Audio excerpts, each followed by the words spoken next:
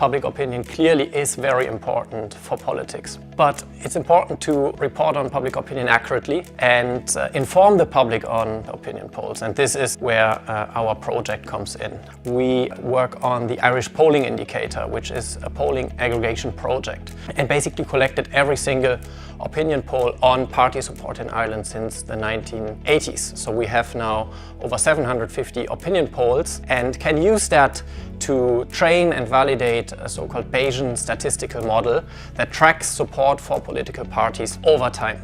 We want to give people better tools and data to understand politics and improve democratic debate.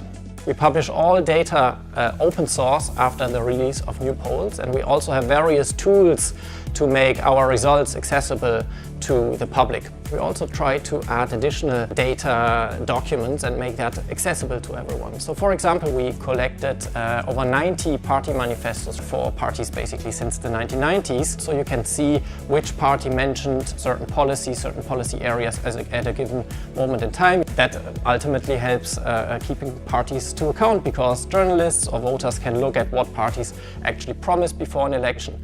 Our polling indicator is pretty accurate in matching the first preference vote share at elections. Even though there was a lot of discussion last year in 2024 about opinion polls and biases, we observed the lowest differences between polls and election results, which clearly shows that opinion polls are good indicators of party support and that they provide meaningful signals. The project also showed that there are limits to opinion polls. We clearly showed, based on our analysis, that polls should not be used to predict European Parliament election results or local elections.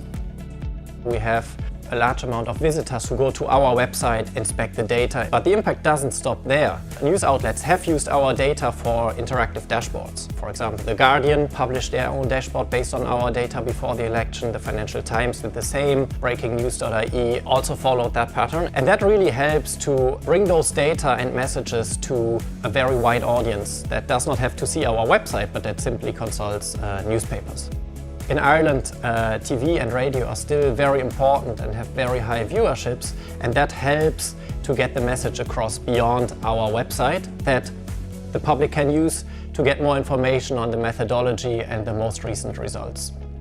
Ultimately, we want to encourage citizens to participate in democracy, be interested in politics, follow public opinion, and encourage them to vote.